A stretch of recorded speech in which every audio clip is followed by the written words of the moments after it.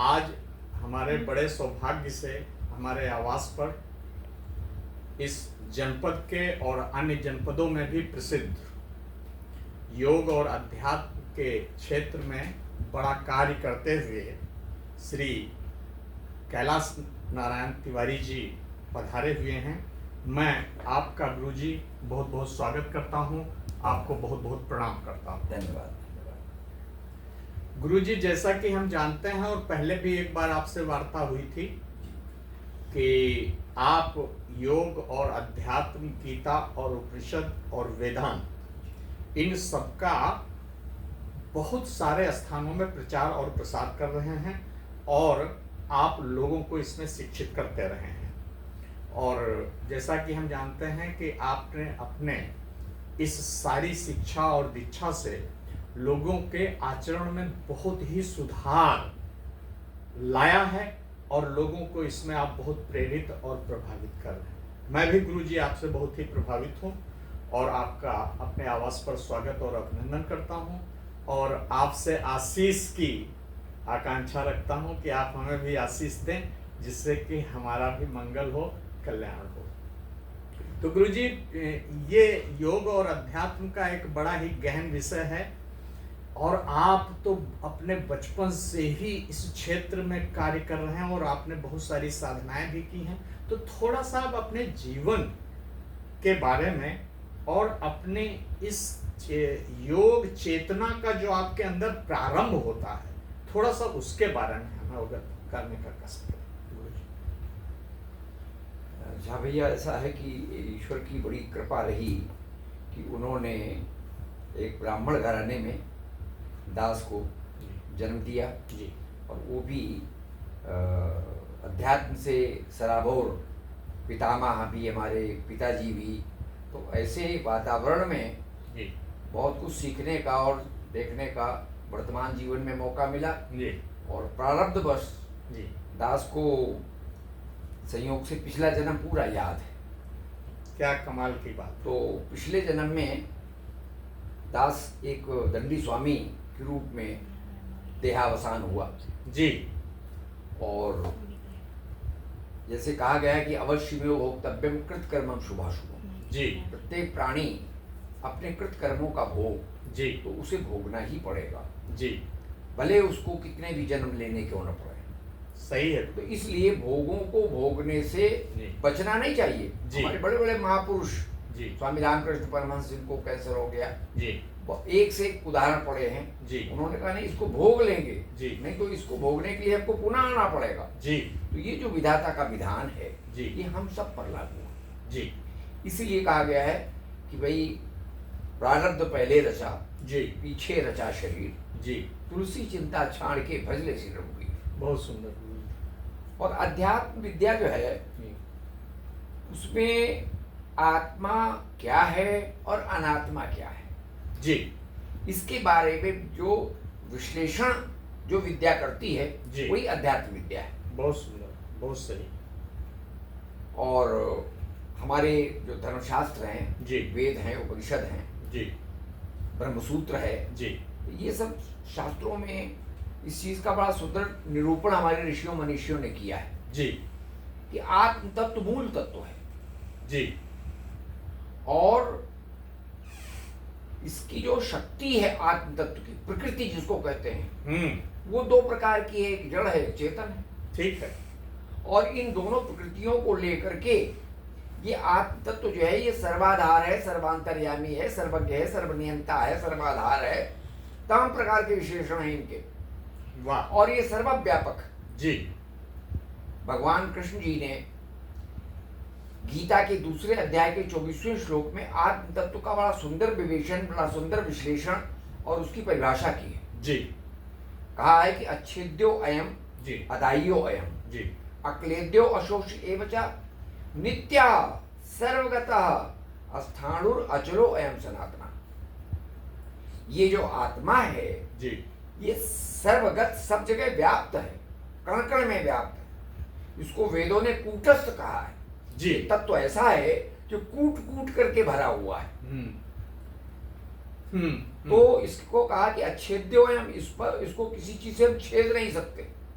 अधाइयो में इसको जला नहीं सकते, अक्लेद्यो और इसको हम गीला नहीं कर सकते, जी अशोष्य उसको हम सोख नहीं सकते, शोषण नहीं कर सकते इसका जी। और ये कैसा है, ये नित्य है, आत्म तत्व जो है नित्य है, अनित्य नहीं है कि आज है कल नहीं रहेगा, था है भी और जैसे का तैसा रहेगा जी, इसमें कोई चेंज नहीं आता जी। तो आत्म तत्व नित्य है और सर्वगता सब जगह व्याप्त है। वाह। फिर कहते हैं अस्थाणु इतना सूक्ष्म है कि अणु जी। इलेक्ट्रॉन प्रोटॉन न्यूट्रॉन के अंदर भी पैबस्त है, इतना सूक्ष्म है। उसको हमारे वेदों में ऋषियों ने कहा है अणोरणीयान महतो महीयान, सही। ये अति सूक्ष्म है जी। और अति महान से महानतम है। जी जी सर्वगता जी। अस्थाणु अचलो अयम, और इसमें गति नहीं है, हाँ ये कहीं चलता फिरता नहीं, जी। कहीं आता जाता नहीं आत्म तत्व, जी ये सब जगह कूटस्थ है, व्यापक है। जी जी। तो गुरु जी, ये आत्म तत्व और ब्रह्म तत्व में क्या अंतर है? देखिए आत्म तत्व जो है और ब्रह्म तत्व एक दूसरे के पर्यायवाची हैं। ठीक। सच मायने में हाँ। मूल तत्व आप जैसे आप उठाइए श्वेताश्वतरो उपनिषद अध्याय प्रथम और श्लोक नंबर 12 के अंदर ऋषि ने कहा है, जहां हमारा ऋग्वेद कहता है एको ब्रह्म द्वितीयो नास्ति ने नास्ति किंचन, ब्रह्म एक है दूसरा नहीं है, बिल्कुल नहीं है, हरगिज नहीं है। ठीक। ये वेद की ऋचा बोल रही है। ठीक। और वही वेद की ऋचा दूसरी जगह क्या कह रही है कि ब्रह्म तीन है।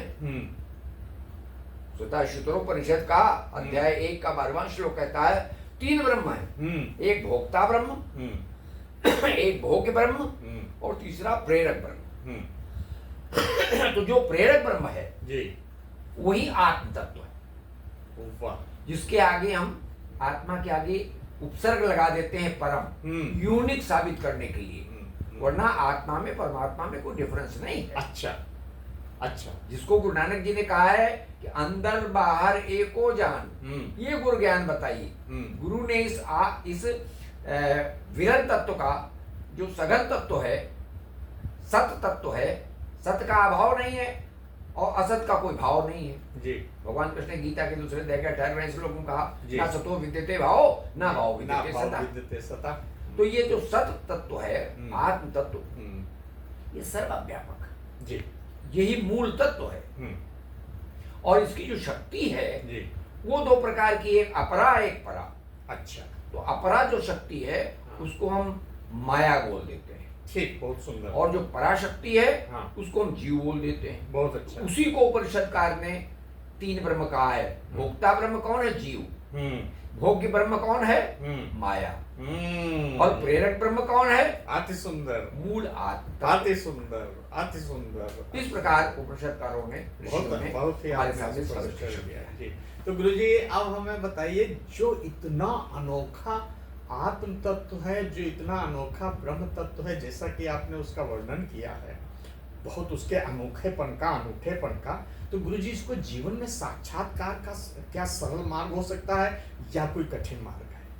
देखिए, सच मायने में जीव जो है वो अनादिकाल से अपने अंशी का अंश है, दास है, सेवक है, अनादिकाल से। ठीक। तो ये विधाता का विधान है। सेवक जो है वो अपने को पहचान पाए और अपने अंशी को पहचान पाए तो काम बन जाए। तुलसीदास जी ने बड़े सरल शब्दों में रामचरितमानस में लिखा है कि आकर 4,84,000 और जोनि भ्रमत यह जीव अविनाशी। जी। ईश्वर अंश जीव अविनाशी, चेतन अमल सहज सुख राशि, सो माया बस भयो गोसाई, बंध्यो कीर मरकट की नाई। जी। तो ये जो जीव तत्व है, जी, चेतन तत्व है, परा माया है। हाँ। ये अपरा माया जड़ के अधीन कैसे हो? वो परा माया है, वो परा माया है। जीव जो है ये परा माया है। अरे वाह। इसको भगवान कृष्ण ने हाँ। गीता के 7वें अध्याय के 4, 5 और 6 श्लोकों में बड़ा सुंदर तत्व ज्ञान का विवेचन किया है। ठीक। कि मेरी अष्टधा प्रकृति है, माया, जड़ प्रकृति, ये 8 प्रकार की है। मूल है अहंकार, उससे उत्पन्न हुआ है बुद्धि, बुद्धि से उत्पन्न हुआ है मन, मन से उत्पन्न हुआ है आकाश, हाँ। आकाश से उत्पन्न हुआ है वायु, हाँ। वायु से उत्पन्न हुआ है अग्नि, हाँ। और अग्नि से उत्पन्न हुआ है जल, और जल से उत्पन्न हुई है पृथ्वी। पृथ्वी। ये अष्टधा प्रकृति। इस प्रकार अष्टधा प्रकृति मेरी अपरा है, अपरा है। और परा प्रकृति जो मेरी है चेतन, वो जीव है। वाह। तो जीव अनेक हैं। हाँ, पर बस जीव सुबस भगवंता, और जीव अनेक एक श्रीकंता। जी। अंशी आत्मा परमात्मा ब्रह्म, जो अनेकानेक नाम पर्यायवाची शब्द हैं, वो एक तत्व है जी। और इसके जो अंश हैं वो अनेक हैं, उनकी कोई गिनती नहीं। तो गुरुजी, इसमें जो ज्यादातर प्रसिद्ध 3 मार्ग हैं, कर्म योग, ज्ञान योग, भक्ति योग, तो गुरुजी इसमें किस मार्ग से हमको जाना चाहिए आत्म साक्षात्कार? देखिए, सबसे सरल मार्ग हाँ। सर्वसाधारण प्राणियों के लिए भक्ति मार्ग है। अच्छा। जितने भी ऋषि मनीषी हमारे तत्ववेत्ता पुरुष जी हुए हैं अब तक, हाँ। उनका सबका अगर आप निचोड़ ग्रहण करें, हाँ। तो सबसे सरल मार्ग भक्ति है। अच्छा। भक्ति मार्ग, और खास करके इस युग में जी 4 युग हैं, सतयुग, हाँ। त्रेता, द्वापर, कलयुग। जी। हम वर्तमान में कलिकाल में जी रहे हैं। हाँ। तो इस वर्तमान समय के अनुरूप जी सबसे उत्तम अगर मार्ग कोई है हाँ। सबके लिए, जी चाहे पढ़ा लिखा हो, जी। विद्वान पुरुष हो तो, जी। अनपढ़ हो, जी कुछ न जानता हो, जी। यहाँ तक कि पुरुष है तो, स्त्री है तो, अथवा नपुंसक है तो, सबके लिए भक्ति का मार्ग सरल है और सुलभ। हाँ। तो गुरुजी, इस भक्ति योग की साधना में मनुष्य को मूल रूप से करना क्या चाहिए? सबसे पहले तो ये चाहिए कि भाई एक परिपाटी है, एक विधा है, हाँ। एक प्रकृति में चलता आया नियम है, हाँ। कि गुरु बिन भवनिधि तरे न कोई, ठीक। जो विरंची शंकर सम हुई। हाँ। गुरु तत्व एक ऐसा तत्व है जी। जो जीवन में यदि आ जाए, हाँ। महापुरुष, हाँ। तत्ववेत्ता पुरुष आपके जीवन में आ जाए, ठीक। तो बहुत लंबी यात्रा को आपकी संकुचित शब्दों में, संकुचित समय में तय करा सकता है। बिल्कुल ठीक। क्योंकि शास्त्रों ने कहा क्या, बहुलाशी विद्या, अनंत शास्त्राणि, अनंत शास्त्र है, और बहुलाशी विद्या, तमाम प्रकार की विद्याएं। जी जी। अल्पस्य काले, जी। और मनुष्य का जीवन अल्पकाल का जी। और उसमें भी बहुविघ्नताश्च, जी। तमाम प्रकार के विघ्न है रास्ते में। जी जी। तो फिर कहते हैं यत सारभूतम तद उपासनीयम, जो इन सब में सारभूत सार है, उसको ग्रहण कर लो, वही उपासना की योग्य। यत सारभूतम तद उपासनीयम, मध्यम विकासा चिदानंद लाभ, मध्यम का विकास कीजिए और चिदानंद का लाभ लीजिए। तो गुरुजी, आपके इस फिर गीता, उपनिषद और वेदांत के दर्शन में सगुण भक्ति की तरफ मनुष्य को जाना है या निर्गुण भक्ति की तरफ भगवान की तरफ? भगवान कृष्ण ने एक बात बहुत ही स्पष्ट कर दी है गीता में जी, कि प्रत्येक प्राणी जो है वो प्रकृति लेकर के आता है अपनी, ठीक बात, ईश्वर के यहाँ से। हाँ, बहुत ये बहुत सही बात है। नेचर, हर आदमी का नेचर अलग अलग। बिल्कुल बिल्कुल। और इसको भगवान कृष्ण ने गीता में कहा भी है कि सदृशम चेष्टते स्वस्या प्रकृतेर ज्ञानमानपि, निग्रह की। फिर कहते हैं कि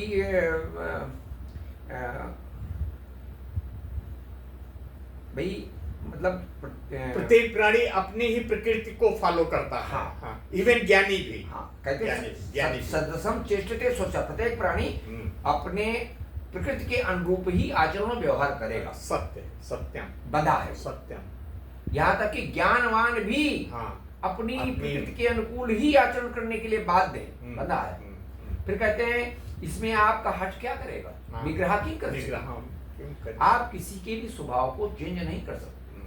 तो प्रत्येक व्यक्ति अपने स्वभाव के अनुकूल ईश्वर की कृपा से अपने प्रकृति के अनुकूल मार्ग को चुन लेता है। ठीक बात। और इस बात को गुरु अगर मिल गया, हाँ, तो सरलता से आपको आपकी प्रकृति के अनुकूल मार्ग आपको पकड़ा देगा, मार्ग आपको दे देगा। हाँ, अगर तत्वज्ञानी गुरु मिल गया, हाँ, तो वो समझता है कि भाई आप सांख्य योग पर चलने के लिए अनुकूल हैं, तो आपको उधर डाल देगा। कर्म योग में आप निपुण है तो उधर डाल देगा, और अन्यथा के लिए सबसे सरल मार्ग है भक्ति। भक्ति की साधन कहो तो कहानी। भक्ति जो है वो सबसे सरल है मार्ग, और कलिकाल में तो सबसे सरल है। ये कलिकाल में साधन दूजा जी, योग यज्ञ जप तप व्रत पूजा, कोई साधन काम नहीं आएंगे। सबसे सरल क्या है? भगवान की भक्ति। आप भगवान को, और भगवान इतने सरल और सुलभ हैं कि आप इनको निराकार के रूप में मान लीजिए तो सुलभ, सब जगह व्याप्त है, चारों तरफ। जिधर देखता हूँ उधर तू ही तू है, दाएं भी बाएं भी ऊपर भी नीचे भी। भगवान कृष्ण ने जब अर्जुन ने दर्शन किए 11वें अध्याय में, उन्होंने कहा आपके आगे को प्रणाम, आपके पीछे को प्रणाम, आपके दाएं को प्रणाम, आपके बाएं को प्रणाम, आपके ऊपर को प्रणाम, आपके नीचे को प्रणाम। चारों तरफ इस तत्व को देख रहे हैं निराकार के रूप में। और साकार के रूप में जो आपकी प्रकृति के अनुकूल आपको भाए, वाह, राम का रूप भाए, कृष्ण का रूप भाए, जिस रूप में आप प्रभु का, जब कण कण में प्रभु व्याप्त है, और यहाँ तक कि हमारे शास्त्रों ने कह दिया सर्वम खलविदं ब्रह्म, सब कुछ ब्रह्म ही है। जब ऐसी स्थिति वाकई है तो जिस रूप में आप प्रभु को प्यार दे पाएंगे, श्रद्धा और विश्वास के रूप में अपने को प्रभु के अनुकूल अपने को कर पाएंगे, वो रूप आप बना लीजिए, और उसके अनुरूप आप प्रभु की भक्ति करना शुरू कर दीजिए। तो एक तो हुआ गुरु जी, हम किसी तत्वज्ञानी गुरु के पास उसकी सेवा में जाएं, उसके चरणों की सेवा में जाएं, तो वो हमारी प्रकृति का अध्ययन करके बिल्कुल अनुकूल मार्ग, हमारी प्रकृति के अनुकूल जो मार्ग बनता है वो हमको दे देगा। अच्छा, तो गुरु जी एक चीज बताइए कि अब आज के इस वर्तमान काल में जहाँ भौतिकता और भोगवाद चरम पर है, स्वार्थवाद चरम पर है, और इतने प्रकार की विकृतियों से हमारा समाज ग्रसित हो गया है, तो आज के इस समाज के लिए आपका संदेश क्या है, और हमारे अपने सारे देशवासियों के लिए भी आज की स्थिति में आप क्या कहना चाहेंगे? देखिए, एक श्रद्धा जन सामान्य कहावत है कि जैसा खाओगे अन्न वैसा बनेगा मन, और जैसा पियोगे पानी वैसी बनेगी वाणी। तो हम इस शरीर को जो पोषण देते हैं, वो पोषण जिस प्रकार का होगा, हमारी बुद्धि भी उसी प्रकार की बनेगी जी। इस बात की तरफ गीता हमारा ध्यान आकर्षित करती है जी, कि भाई 3 प्रकृति हैं जी, तम, रज और सत्व। तो आप तमोगुणी अगर भोजन करेंगे तो आपकी बुद्धि तमोगुणी बनेगी। रजोगुण वाला भोजन करेंगे तो रजोगुणी, सतोगुण वाला भोजन करेंगे तो सतोगुणी बुद्धि बनेगी। तो आपको अपने प्रकृति को स्वयं जांच करके कि हमें प्रोग्रेस करना है। अगर हम तम में हैं तो तम से अपने को प्रोग्रेस करते हुए रज में लाएं जी, रज से अपने को सत में लाएं जी। तो जब सतोगुणी बुद्धि आपकी हो जाएगी हैं, तो आपकी बुद्धि भोगों को भोगेगी, लेकिन अनासक्त भाव से भोगने के लायक बन जाएगी वो। हम अपने युवा वर्ग को यही कहेंगे कि भाई भोगों को आप भोगें बेशक, परमात्मा ने आपको सारी भोग सामग्री आपके लिए बनाई है, संसार आपके लिए बनाया है। तो संसार से भागने की जरूरत नहीं है। संसार में रह करके संसार को अनासक्त भाव से भोगिए, आसक्त मत होइए, इंडल्ज मत होइए। और उन भोगों को भोगते हुए अपने मन को अपने अंशी के पास पहुंचाने की प्रतिपल कोशिश कीजिए कि हम अपने आत्म तत्व को, जो हमारा अंशी है, जिसके हम अंश हैं, जो सत्य चित और आनंद स्वरूप है, ऐसे में मन हमारा अधिक से अधिक लगे, उसके लिए आपको अभ्यास करना पड़ेगा। ठीक। और उसके लिए वैराग्य ऑटोमेटिकली जब आप अभ्यास करेंगे, प्रभु को समर्पण भाव से अपने को समर्पित कर देंगे, तो प्रभु की कृपा से आपका मन, आपकी बुद्धि, आपकी इंद्रियां जो है वो भोगों से स्वतः आकर्षण में नहीं आएंगी और वो विकर्षण में पहुंच जाएंगी और प्रभु की तरफ उनका अनुराग बढ़ जाएगा। बहुत सुंदर गुरु जी, बहुत सुंदर। आप गुरु जी आए और आपने इतनी सारी हमको आध्यात्मिक शिक्षा दी, आपने अपने जीवन से हमें अनुप्राणित किया और हम जो भटके हुए हैं, आजकल का जो हमारा ये भौतिकवाद है और भोगवाद की जो आंधी है, और उसमें कहीं हम खो गए हैं, और हमको अपने मूल अस्तित्व, मूल चेतना, और जो हम अपनी मूलता में हैं, आत्मा के रूप में, ब्रह्म के रूप में, दिव्य रूप में हैं, उसको हम विस्मृत कर बैठे हैं। तो ऐसे में आपका हमारे घर पे आना हमारे परम सौभाग्य की बात है। हम आपका स्वागत करके बहुत ही प्रसन्न हैं, और आपसे ये आशा करते हैं कि जब भी आपको समय मिले तो आप हमारे आवास पर आएँ। आप हमेशा आमंत्रित हैं, और हमको इसी प्रकार से आप मार्गदर्शन देते रहिए। संक्षेप में अपनी कुछ बात कहना चाहेंगे जी जी कि आजकल की पीढ़ी को संस्कार देने की आवश्यकता है, क्योंकि हमारा शास्त्र कहता है कि जन्मना जायते शूद्र, जन्म से तो जितने प्राणी हैं सब शूद्र। संस्कारात् विजुच्यते, जब सनातन धर्म के खोटस संस्कार जो हैं उनसे प्राणी गुजारा जाता है तो वो द्विज बनता है, दूसरा जन्म होता है उसका। सही। फिर कहते हैं वेद पाठात् भवेद् विप्रा। हाँ। तो सत शास्त्रों का जब वो अध्ययन मनन अनुशीलन करता है हाँ। तो वो विप्र बनता है। बिल्कुल जी, ये सब श्रेणियां हैं। बिल्कुल। जन्म से कोई ब्राह्मण और कोई शूद्र जो आते हैं, ये हमारे समाज का दोष है। जी। जन्म से कोई कुछ नहीं होता। जी। गुण और कर्म, जी। भगवान कृष्ण ने कह दिया है चातुर्वर्ण्य मया सृष्टम गुण कर्म विभागसा। जी। गुण और कर्मों को देख करके वर्णों का विभाजन हमने किया है। जी। भगवान ने। जी। जी। तो हमें गुण और कर्म देखना चाहिए। जी। गुण और कर्म, यदि शूद्र के घराने में पैदा हुआ व्यक्ति, यदि उसके अंदर ब्राह्मण के गुण और कर्म है तो वो ब्राह्मण कहलाने का पात्र है। तो गुरु जी, ये जो भारतीय अध्यात्मवाद है, ये मानव चेतना में बहुत ही उत्कृष्ट कोटि के संस्कार लाता है। स्वामी विवेकानंद जी ने अपने युवा लोगों से कहा, और उसका आचरण बदल देता है। हाँ, उसका आचरण बदल निस्संदेह, देता है। उसका आचरण निस्संदेह। बदल देता है। ये कोई मनुष्य की कपोल कल्पना नहीं है कि ये अध्यात्म और ये सारे जो अमूर्त तत्व हैं, ये मानव की मात्र कल्पनाएं ना, हैं, और इनका जीवन में कोई अर्थ और महत्व नहीं है। वैज्ञानिकों ने शोध के द्वारा अध्यात्म को, योग को परखा है, जांचा है, और तब आज उसकी महत्ता बढ़ी है। जी जी जी। आज विश्व में योग दिवस, अंतर्राष्ट्रीय योग दिवस मनाया जाता है। इसीलिए मनाया जाता है कि जो पतंजलि योग दर्शन है, it is a practical of spiritualism. बिल्कुल, जो पतंजलि योग दर्शन है ये प्रैक्टिकल विधा है। बाकी तो अध्यात्म में सिद्धांतिक विधाएं तो भरी पड़ी हैं शास्त्रों में, सही, लेकिन प्रैक्टिकल रूप अगर उसको देना चाहते हैं तो आपको अष्टांग योग का मार्ग पकड़ना पड़ेगा। तो ये गुरु जी, जो 21 जून को हम अंतर्राष्ट्रीय योग दिवस मनाते हैं, तो ये जो भारतीय अध्यात्मवाद का जो आलोक है वो पूरी वसुधा में फैल रहा है जी, और आगे चल करके पूरी जो विश्व मानवता है उसके भी आचरण में बहुत बड़ा परिवर्तन लाएगा, एक बड़ी क्रांति लाएगा। हाँ, ऐसा आपको विश्वास है? ये ईश्वर की कृपा है।